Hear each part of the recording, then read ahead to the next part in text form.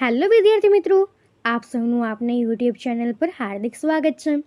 તો આજે હું તમારા માટે લઈને આવી ગઈ છું ધોરણ 6 વિષય સામાજિક વિજ્ઞાન પાઠ 4 ઇતિહાસની સમયરેખા અને તેના સ્ત્રોતોના સ્વાધ્યાય પોથીનું સંપૂર્ણ સોલ્યુશન, તે પણ આપણી નવી બુક પ્રમાણે. તે પહેલાં તમે જો આપણી ચેનલને લાઇક અને સબસ્ક્રાઈબ ન કરી હોય તો તે જરૂરથી કરી દેજો. તો ચાલો આપણા તમામ પ્રશ્નોના ઉત્તરોની સમજૂતી મેળવીએ. તો અહીં આપણા સ્વાધ્યાય પોથીનો પહેલો પ્રશ્ન છે. નીચેના દરેક પ્રશ્નોના ઉત્તર માટે આપેલા વિકલ્પોમાંથી સાચો વિકલ્પ શોધી તેનો ક્રમ અક્ષર પ્રશ્નની સામે આપેલા બોક્સમાં લખો. તો આપણો પહેલો પ્રશ્ન છે, આપણા દેશમાં નેશનલ મ્યુઝિયમ ક્યાં આવેલ છે? તો એનો જવાબ થશે ઓપ્શન બી, દિલ્હીમાં. બીજો પ્રશ્ન છે, પૃથ્વી પર કેટલા વર્ષ પહેલાં અગ્નિની શોધ થઈ હશે? તેનો જવાબ થશે ઓપ્શન એ, 10 લાખ વર્ષ પહેલાં. ત્રીજો પ્રશ્ન છે, વિશ્વભરમાં કયા કેલેન્ડરનો ઉપયોગ વધુ કરવામાં આવે છે? તો એનો ઉત્તર થશે ઓપ્શન સી, ગ્રેગોરિયનનો. ચોથો પ્રશ્ન છે, પશ્ચિમમાં કેલેન્ડર સામાન્ય રીતે કોના જન્મ વર્ષથી શરૂ થાય છે? તેનો જવાબ થશે ઓપ્શન ડી, ઈસુ ખ્રિસ્તના. પાંચમો પ્રશ્ન છે, ઈસુ ખ્રિસ્તના જન્મ પછીના સમયગાળાને અંગ્રેજી ભાષાની મિતાક્ષરીમાં કેવી રીતે ઓળખવામાં આવે છે? તો એનો જવાબ થશે ઓપ્શન સી, એ અને બી બંને, એટલે કે એડી અને સીઈ. ત્યારબાદ છઠ્ઠો પ્રશ્ન છે કે ઈસુ ખ્રિસ્તના જન્મ પછીના વર્ષોને લેટિન ભાષામાં સંક્ષિપ્ત સ્વરૂપમાં કઈ રીતે લખવામાં આવે છે? તો એનો જવાબ થશે ઓપ્શન એ, એડી. ત્યારબાદ સાતમો પ્રશ્ન છે, ઈસુ ખ્રિસ્તના જન્મ પહેલાંના સમયગાળાને અંગ્રેજીમાં હવે કેવી રીતે લખવામાં આવે છે? તેનો જવાબ થશે ઓપ્શન એ, બિફોર કોમન એરા, એટલે બીસીઈ. ત્યારબાદ આઠમો પ્રશ્ન છે, ઈસુના જન્મ પછીના સમયગાળાને ઓળખવા માટે હવે કઈ રીતે સૂચવવામાં આવે છે? તો એનો જવાબ થશે ઓપ્શન બી, સામાન્ય સંબંધ, એટલે કે સીઈ. એના પછીનો નવમો પ્રશ્ન છે, કોઈપણ 100 વર્ષના સમયગાળાને શું કહેવામાં આવે છે? તો એનો જવાબ થશે ઓપ્શન ડી, સદી, એટલે કે સેન્ચુરી. ત્યારબાદ 10મો પ્રશ્ન છે, આનુવંશિકતા એ કયા વિજ્ઞાનની શોધ શાખા છે?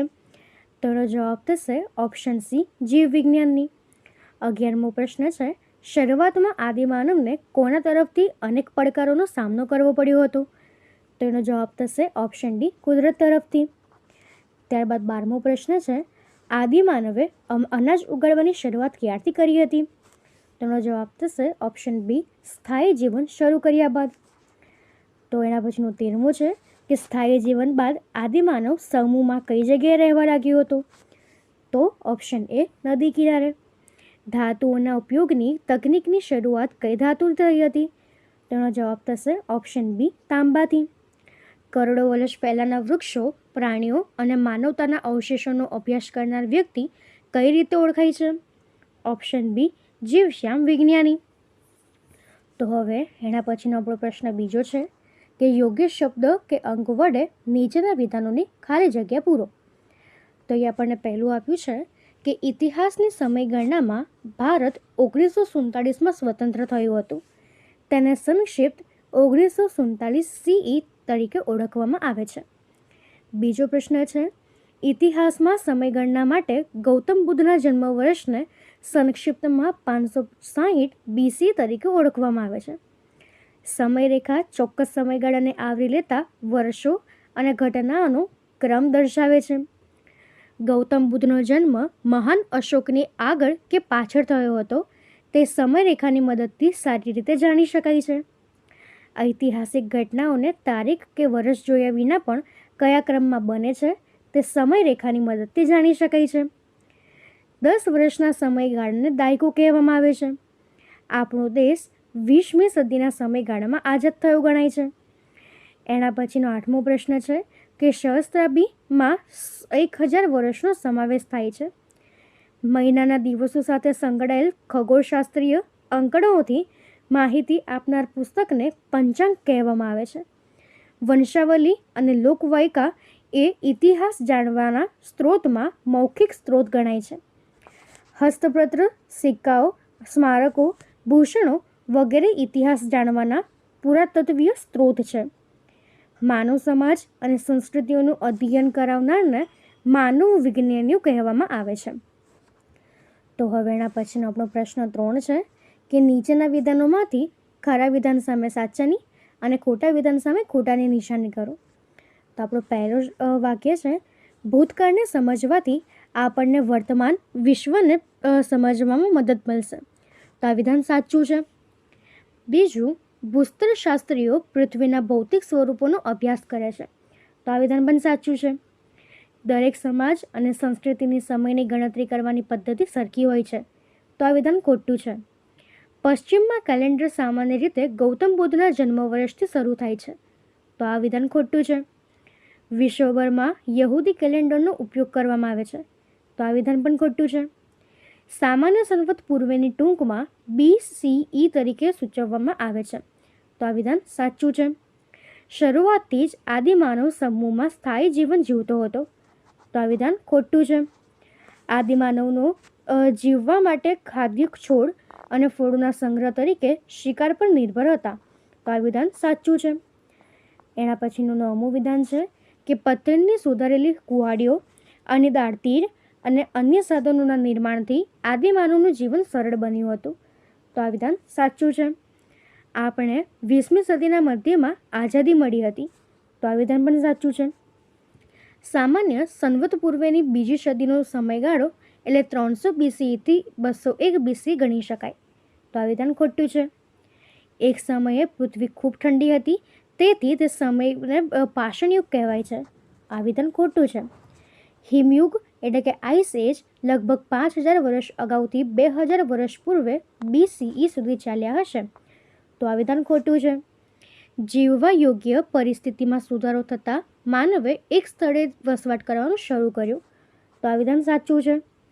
જેમ જેમ સમય પસાર થયો તેમ તેમ પલ્લી એટલે કે નાના ગામ મોટા ગામોમાં ફેરવાઈ ગયા. તો આ વિધાન ખોટું છે. તો હવે એના પછીનો આપણો પ્રશ્ન 4 છે કે બંધ બેસતા જોડકા જોડો. તો એમાં આપણને પહેલું આપ્યું છે, આપણા ભૂતકાળનું અધ્યયન એટલે તો એ થશે ઇતિહાસ. સમયનો નિશ્ચિત કાલખંડ તો એ થશે યુગ. વિશ્વભરમાં વપરાતું કેલેન્ડર તો તે થશે ગ્રેગોરિયન. સ્થળ, વ્યક્તિ, લખાણ કે વસ્તુમાંથી ભૂતકાળ જાણવા મળે તે તો એ થશે ઇતિહાસનો સ્ત્રોત. એક નાની વસાહત કે નાનું ગામ તો તે થશે પલ્લી એટલે કે હેમલેટ. તો હવે એના પછીનો આપણો 5મો પ્રશ્ન છે, નીચેના પ્રશ્નોના 1-2 વાક્યમાં ઉત્તર લખો. તો આપણો પહેલો પ્રશ્ન છે, ભૂસ્તરશાસ્ત્રી એટલે કે જીઓલોજિસ્ટ કોને કહેવામાં આવે છે? તો એનો જવાબ થશે કે પૃથ્વીના ભૌતિક સ્વરૂપો જેવા કે માટી, પર્વતો, ટેકરીઓ, નદીઓ, પૃથ્વીના ભૌતિક સ્વરૂપો જેવા કે માટી, પથ્થર, મહાસાગર તેમજ પૃથ્વીના અન્ય ભાગોનો અભ્યાસ કરનારને ભૂસ્તરશાસ્ત્રી કહેવામાં આવે છે. એના પછીનો બીજો પ્રશ્ન છે, નૃવંશશાસ્ત્રી એટલે કે એન્થ્રોપોલોજિસ્ટ કોને કહેવામાં આવે છે?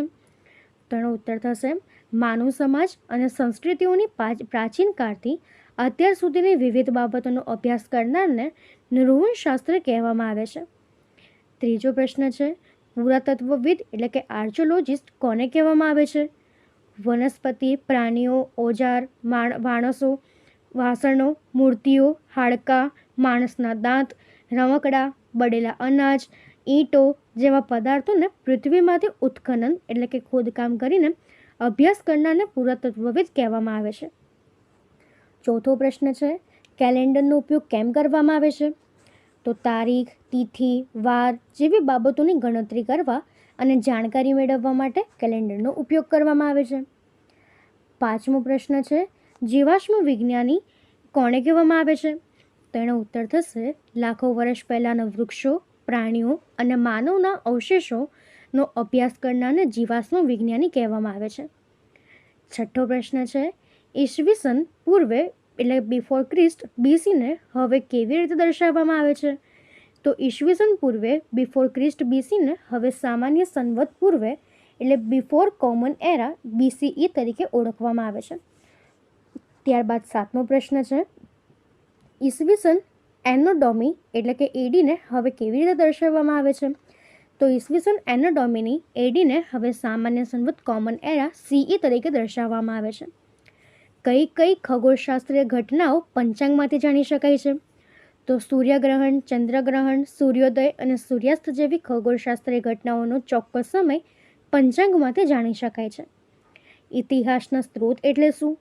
સ્થળ, વ્યક્તિ, લખાણ વગેરે વસ્તુમાંથી ભૂતકાળની ઘટના કે સમયગાળા વિશેની માહિતી એકત્રિત કરીએ છીએ તેને ઇતિહાસના સ્ત્રોત કહે છે.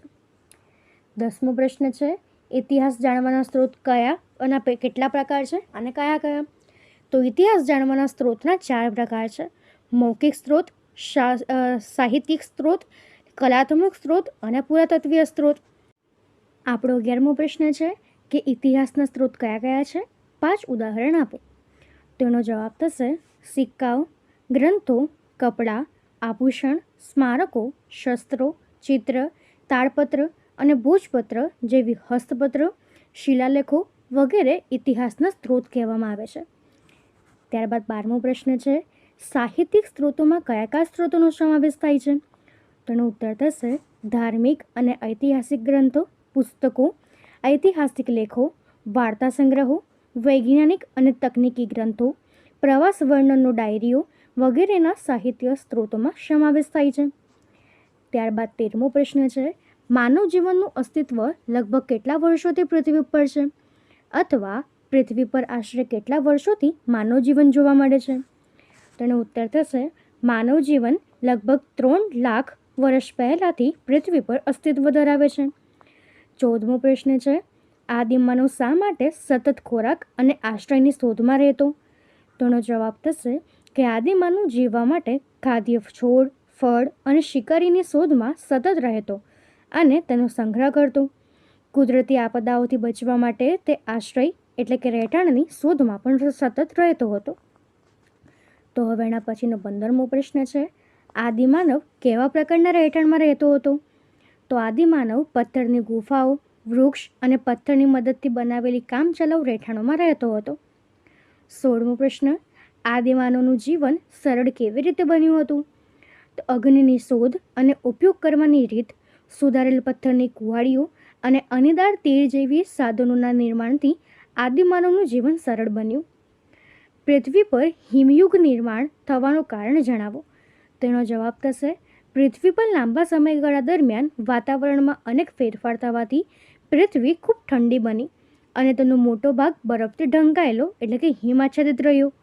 આ કારણથી તે સમયને હિમયુગ તરીકે ઓળખવામાં આવે છે. સ્થાયી જીવનની શરૂઆત બાદ માનવે પ્રથમ કઈ કઈ પ્રવૃત્તિઓ શરૂ કરી? તેનો ઉત્તર થશે કે સ્થાયી જીવનની શરૂઆત બાદ માનવે પ્રથમ અનાજ ઉગાડવાનું અને ગાય, બકરા જેવા ઘરેલું પ્રાણીઓને પાળવા જેવી પ્રવૃત્તિઓની શરૂઆત કરી હતી. ત્યારબાદ 19મો પ્રશ્ન છે, આદિમાનવે નદી કિનારે રહેવાનું કેમ વિચાર્યું હશે? જવાબ, આદિમાનવે નદી કિનારે રહેવાનું એટલા માટે વિચાર્યું હશે કે પીવા અને ખેતી માટે પાણી મળી રહે, જમીન ફળદ્રુપ હોવાથી પશુ ઉછેર અને અનાજ ઉગાડવાની પ્રક્રિયા સરળ બને, જમીન વધુ ઉપજ આપે વગેરે. તો એના પછીનો 20મો પ્રશ્ન છે, ધાતુઓના ઉપયોગની તકનીક અસ્તિત્વમાં આવતા આદિમાનવને કઈ વસ્તુઓ બનાવવાનું સરળ બન્યું? તો ધાતુઓના ઉપયોગની તકનીકી અસ્તિત્વમાં આવતા આદિમાનવને ટકાઉ સાધનો, દૈનિક ઉપયોગની વસ્તુઓ અને આભૂષણો બનાવવાનું કાર્ય સરળ બન્યું. તો એના પછી હવે આપણો પ્રશ્ન 6 છે કે નીચેના પારિભાષિક શબ્દોની સમજૂતી આપો. તેમાં પણ પહેલું આપ્યું છે સમયરેખા. તો આપણે લખીશું કે કોઈપણ ચોક્કસ સમયગાળાને આવરી લેતી તારીખો અને ઘટનાઓના ક્રમને દર્શાવવા જે રેખાનો ઉપયોગ કરવામાં આવે છે તેને સમયરેખા કહે છે. બીજું છે શિલાલેખ. તો પથ્થર પર કોતરવામાં આવતા શબ્દ અથવા લખાણને શિલાલેખ કહે છે. ત્રીજું છે ઇતિહાસકાર. તો જે વ્યક્તિ ભૂતકાળનો અભ્યાસ કરે છે અને તેના વિશે લખે છે તેને ઇતિહાસકાર કહે છે. ચોથું છે હિમયુગ. તો ખૂબ જ લાંબા સમયગાળા દરમિયાન પૃથ્વી ખૂબ ઠંડી રહી અને તેનો મોટો ભાગ હિમાચ્છાદિત રહ્યો. આ સમયગાળાને હિમયુગ કહેવામાં આવે છે. તો હવે એના પછીનો પ્રશ્ન 7 છે કે નીચેના પ્રશ્નોના ટૂંકમાં લખો. તો એમાં આપણને પહેલું આપ્યું છે કે સ્થાયી જીવન પછી આદિમાનવે કરેલા વિકાસ વિશે જણાવો. તો આદિમાનવ મુખ્યત્વે નદી કિનારે સ્થાયી થયો. બાદમાં તેણે ખેતી અને પશુપાલનમાં વિકાસ કર્યો. આ સમયે સામૂહિક રીતે ખેતી કરવામાં આવતી હતી. નાની વસાહતો હવે મોટા ગામોમાં ફેરવાઈ, કેટલાક ગામો નાના નગરોમાં ફેરવાયા. ધાતુઓના ઉપયોગની તકનીક શોધ આવતા દૈનિક ઉપયોગની વસ્તુઓ, ટકાઉ સાધનો અને આભૂષણો બનાવવાનું સરળ બન્યું. નાના મોટા ગામ અને નાના શહેરો વચ્ચે સંદેશાવ્યવહાર અને પરિવહનની વ્યવસ્થા વિકસિત થયા હતા. એના પછીનો બીજો પ્રશ્ન છે, સમયરેખાનો ઉપયોગ કરતી વખતે ધ્યાનમાં રાખવાની બાબતો જણાવો. તો ઐતિહાસિક ઘટનાઓને ક્રમમાં ગોઠવવા અને સમજવા માટે રેખા ચિહ્નિત કરીને તેને જે ઘટના દર્શાવીએ તેને સમયરેખા કહેવામાં આવે છે. ઇતિહાસમાં બનેલ ઘટનાઓ જાણવા માટે સમયરેખા અનુકૂળ સાધન છે. તેનો ઉપયોગ કરતી વખતે નીચેની બાબતનું ધ્યાન રાખવું જોઈએ. પહેલું, ઈસુ ખ્રિસ્તના જન્મ વર્ષને બિંદુ ગણીને સમયરેખા ઉપર વર્ષો એટલે કે સમયગાળાને દર્શાવવામાં આવે છે. ઈસુના જન્મ પછીના વર્ષોની આગળ કે પાછળ સામાન્ય સંવત એટલે કે સાસ CE લખવામાં આવે છે. ઈસુના જન્મ પહેલાંની વર્ષોની આગળ કે પાછળ સામાન્ય સંવત પૂર્વ સંપુ BCE લખવામાં આવે છે. સમયરેખા ઉપર શૂન્ય વર્ષ ચિહ્નિત ન હોય, સાસ CE અને સાંસપુ એટલે કે BCE વચ્ચેના વર્ષોની ગણતરી કરતી વખતે તેના સરવાળામાંથી એકની બાદબાકી કરવી જોઈએ. સમયરેખા ઉપર વર્ષોની ગણતરી કરતી વખતે કે દર્શાવતી વખતે સ્કેલ માપનું ધ્યાન રાખવું જોઈએ, જેમ કે એક બિંદુ માટે કેટલા વર્ષ ગણેલ છે. તો એના પછીનો ત્રીજો પ્રશ્ન છે કે પ્રારંભિક આદિમાનવ કેવી રીતે જીવન જીવતો હતો, અથવા ટૂંક નોંધ લખો પ્રારંભિક આદિમાનવની જીવન અવસ્થા. તો આપણે લખીશું કે પ્રારંભિક આદિમાનવના શરૂઆતમાં કુદરત તરફથી અનેક પડકારોનો સામનો કરવો પડ્યો હતો. શરૂઆતમાં તે એકબીજાને મદદ કરવા માટે ટોળીઓ અને સમૂહમાં રહેતો હતો. માનવ જીવનના શરૂઆતના તબક્કામાં આદિમાનવ મુખ્યત્વે શિકાર અને ખોરાક અને રહેઠાણની શોધમાં ભટકતું અને પુષ્કળ હાડમારીઓથી ભરેલું જીવન જીવતો હતો. આ તબક્કો શિકાર અને ખાદ્ય સંગ્રાહકો તરીકે ઓળખાય છે. આ સમયમાં આદિમાનવો તેમના અસ્તિત્વ માટે ખાવાલાયક છોડ અને ફળનો સંગ્રહ તેમજ શિકાર પર આધાર રાખતા હતા. એટલે તો આપણા આદિ પૂર્વજો કુદરતી તત્વો વિશે ચોક્કસ માન્યતાઓ ધરાવતા હતા. કદાચ તેમની પાસે મરણોપરાંત એટલે કે આફ્ટર લાઈફ જીવન વિશેની કેટલીક માન્યતાઓ હતી. આદિમાનવો હંગામી પડાવો, પથ્થરની ગુફાઓ કે સાદી ગુફાઓમાં રહેતા હતા. તેમણે અગ્નિની શોધ કરી લીધી હતી અને પથ્થરથી સુધારેલ કુહાડીઓ બનાવીને તેનો ઉપયોગ કરવાનું જીવન વિશેની કેટલીક માન્યતાઓ હતી. આદિમાનવો હંગામી પડાવ, પથ્થરની ગુફાઓ કે સાદી ગુફાઓમાં રહેતા હતા. ત્યારબાદ તેમણે અગ્નિની શોધ કરી અને પથ્થરથી સુધારેલી કુહાડીઓ બનાવીને તેનો ઉપયોગ કરવાનું શીખી લીધું. તેમજ તેમનું જીવન પણ સરળ બન્યું. આમ પ્રારંભિક આદિમાનવ અનેક મુશ્કેલીઓનો સામનો કરીને જીવન જીવતો હતો. તો હવેના પછીનો આપણો પ્રશ્ન 8 છે કે નીચેના પ્રશ્નોના ઉત્તર લખો. એમાં આપણને પહેલું આપ્યું છે કે આપણે ઇતિહાસમાં સમયને કેવી રીતે માપી શકીએ છીએ. તો એનો ઉત્તર થશે કે સામાન્ય રીતે ઐતિહાસિક સમયને સમયરેખા પર ચિહ્નિત કરીને માપવામાં આવે છે. દરેક સમાજ અને સંસ્કૃતિની સમયની ગણતરી કરવાની પદ્ધતિ અલગ અલગ હોય છે. સમયરેખા ઐતિહાસિક સમય માપવાનું એક અનુકૂળ સાધન છે. કોઈ ચોક્કસ વ્યક્તિના જન્મ અથવા શાસકના શાસનની શરૂઆત જેવી ઘટનાઓને બિંદુ માનીને નવા યુગ એટલે કે એરાની શરૂઆત કરવામાં આવે છે. આવા યુગમાં કેટલાક કેલેન્ડરની શરૂઆત તે બિંદુથી કરવામાં આવે છે. પશ્ચિમમાં ગ્રેગોરિયન કેલેન્ડરની શરૂઆત ઈસુ ખ્રિસ્તના જન્મ વર્ષથી થાય છે. એટલે આ બિંદુથી વર્ષોની ગણતરી સમયરેખા ઉપર કરવામાં આવે છે. સમયરેખા પર જમણી બાજુ ઈસુ ખ્રિસ્તના જન્મ વર્ષ પછીના વર્ષોની ગણતરી માટેના સમયને સામાન્ય યુગ એટલે કે CE કોમન એરા તરીકે ઓળખવામાં આવે છે. અને ઈસુ ખ્રિસ્તના જન્મ વર્ષ પહેલાંના સમયગાળાને સામાન્ય યુગ પૂર્વે BCE બિફોર કોમન એરા તરીકે ઓળખવામાં આવે છે. આ રીતે સમયરેખા દોરીને તેના ઉપર ચિહ્નિત કરેલા વર્ષના બિંદુઓના આધારે જે તે સમયની ગણતરી કરવામાં આવે છે. ઉદાહરણ તરીકે ગૌતમ બુદ્ધનો જન્મ વર્ષ 560 BCE અને ગુપ્ત યુગની શરૂઆત 320 CE જેવી ઘટનાઓ ઈસુ ખ્રિસ્તના જન્મના કેટલાક સમય પહેલાં અને પછી થઈ હતી. તે સમયરેખા ઉપર માપીને જાણી શકાય છે. તો એના પછીનો બીજો પ્રશ્ન છે, ઇતિહાસ સમજવામાં વિવિધ સ્ત્રોત આપણને કેવી રીતે મદદ કરી શકે છે. તો એનો ઉત્તર થશે કે ઇતિહાસ જાણવાના વિવિધ સ્ત્રોત છે જેને 4 ભાગમાં વહેંચી શકાય છે.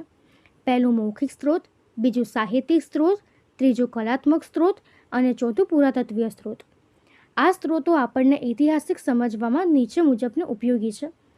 ભૂતકાળના શાસકો, તેમના સ્થાપત્યો, તેમની શાસન વ્યવસ્થા વિશેની માહિતી જાણવામાં ઐતિહાસિક ગ્રંથ, શિલાલેખ, તામ્રપત્ર, આભૂષણ, સ્થાપત્ય જેવા સ્ત્રોત મદદ કરે છે. સિક્કાઓ જે તે શાસકની મહેસૂલ વ્યવસ્થા, વેપાર વાણિજ્ય, વિનિમય અને મુદ્રાવસ્થા વિષયક માહિતી સમજવામાં મદદ કરે છે. શૈલચિત્ર, ચિત્રકલા, પોશાક, આભૂષણ, રમકડા જેવા સ્ત્રોતો જે તે સમયના સમાજ જીવન અને લોકજીવન વિશે માહિતી જાણવામાં મદદ કરે છે. આ સિવાયના અન્ય સ્ત્રોતો જેવા કે ભોજપત્ર, તાડપત્ર, તામ્રપત્ર, પ્રવાસ વર્ણનો એટલે કે પ્રવાસ ડાયરી, ઐતિહાસિક ગ્રંથ, ધાતુકલા, શિલ્પકલા, મૂર્તિઓ, પુરાતન અવશેષો વગેરે જેવા સ્ત્રોતોને આપણે જે વૈજ્ઞાનિક દૃષ્ટિકોણથી તર્કબદ્ધ રીતે અભ્યાસ કરીએ તો ઇતિહાસ સમજવામાં મદદરૂપ બને છે. તો આગળ પછીનો આપણો ત્રીજો પ્રશ્ન છે કે ભૂતકાળને સમજવાથી આપણને વર્તમાન વિશ્વની સમજમાં કેવી રીતે મદદ મેળવશે? તો આપણે ઉત્તર લખીશું કે ભૂતકાળમાં બનેલા સ્થાપત્ય, કોઈ ઘટના કે શાસક વિશેની માહિતી આપણને મળેલ ઐતિહાસિક સ્ત્રોતના આધારે સમજીએ છીએ. એ જ રીતે બે યુગ કે બે શાસક એટલે કે વંશના સમયગાળાને પણ સમજવામાં કે તુલના કરવામાં આવે છે. આ રીતે ભૂતકાળના આધારે આપણે અર્થઘટન કરીને વર્તમાનને સમજીએ છીએ. ભૂતકાળની ઘટનાઓને ધ્યાનમાં રાખીને આપણે વિશ્વમાં વર્તમાન સમયમાં બનતી રોજબરોજની ઘટનાઓ, વ્યવસ્થા બદલવાને મળેલ માહિતી સ્ત્રોતોના આધારે સમજી શકીએ છીએ. આપણે ભૂતકાળને સમજવા માટે મળેલ માહિતીની કડીઓને પઝલની જેમ ગોઠવીએ છીએ અને કોયડાનો ઉકેલ મેળવીએ છીએ. એ રીતે વર્તમાન સમયની વૈશ્વિક ઘટનાઓને સમજવા માટે જરૂરી માહિતીના સ્ત્રોત એકત્ર કરીને પઝલની જેમ ચોકટા ગોઠવવા જોઈએ. તો આપણે કોઈપણ ઘટના કે બદલવાના કાર્યકારણ સંબંધ સાથેની માહિતી જાણવા મળશે. આ રીતે ભૂતકાળ આપણને વર્તમાન સમાજમાં ઉપયોગી થાય છે. તો એના પછીનો ચોથો પ્રશ્ન છે કે ઐતિહાસિક સ્ત્રોતના આધારે ઇતિહાસને કેવી રીતે જાણી શકાય છે? અથવા ઇતિહાસના સ્ત્રોતોના આધારે તમે ઇતિહાસ કેવી રીતે જાણશો? તો આપણો ઉત્તર થશે આપણે ઇતિહાસની કોઈ પણ ભૂતકાળની ઘટના કે બાબત જાણવા માટે ઐતિહાસિક સ્ત્રોતોનો સહારો લઈએ છીએ. કોઈ એક માહિતી જાણવા આપણે જુદા જુદા સ્ત્રોતોનો ઉપયોગ કરીએ છીએ. આ માટે જે તે માહિતીને લગતા ઐતિહાસિક સ્ત્રોતો એકત્ર કરવા જોઈએ. એક વાત હંમેશા યાદ રાખવી જોઈએ કે ઇતિહાસની બાબતમાં કેટલીક વિગતો ન પણ મળે, જેમ કે ચિત્રજોડ કોયડા ઉકેલ એટલે કે જિગ્સો પઝલને ગોઠવતી વખતે તેના કેટલાક ભાગ ગુમ હોય. ઉદાહરણ તરીકે આપણે કે કોઈ ઇતિહાસકાર 1500 વર્ષ પહેલાંના શાસક, સ્મારક, યુદ્ધ, વેપાર કે ઘટના વિશે માહિતી એકત્ર કરવાનો પ્રયાસ કરે ત્યારે ખૂબ જ ધ્યાનપૂર્વક જુદા જુદા સ્ત્રોતોમાંથી માહિતી મેળવવાની હોય છે. ક્યારેક માહિતીની કેટલીક કડીઓ મળી આવતી નથી, તો કેટલીક કડીઓ એટલે કે સ્ત્રોત એ પરસ્પર માહિતીની પુષ્ટિ કરતી હોય છે. ઘણીક વાર એકત્ર કરેલ સ્ત્રોતમાંથી કેટલાક સ્ત્રોતો અલગ માહિતી આપતા હોય છે. આવી પરિસ્થિતિમાં અભ્યાસ કરનારને કાળજી રાખવાની હોય છે કે કયા સ્ત્રોત ઉપર વધારે ભરોસો મૂકવો. ટૂંકમાં ઇતિહાસનો અભ્યાસ કરનારને સ્ત્રોત એકત્ર કરતી વખતે અને તેનો ઉપયોગ કરતી વખતે ધ્યાનપૂર્વક સ્ત્રોત વિશે જાણકારી રાખવી જોઈએ. સમયગાળાના આધારે ઇતિહાસને પુનર્ગઠન કરવાનો પ્રયત્ન કરવો જોઈએ અને ધ્યાનપૂર્વક અભ્યાસ કરવો જોઈએ. તો આપણે આ પ્રમાણે આ પ્રશ્નોના ઉત્તર લખીશું. તો અહીંયા આપણા તમામ પ્રશ્નોના ઉત્તર પૂર્ણ થાય છે. જો આમાં તમને કોઈ પણ ડાઉટ હોય તો એ તમે કોમેન્ટ સેક્શનમાં જરૂરથી જણાવી શકો છો અને આપણી ચેનલને લાઇક, શેર અને સબસ્ક્રાઈબ જરૂરથી કરી દેજો. Thank you.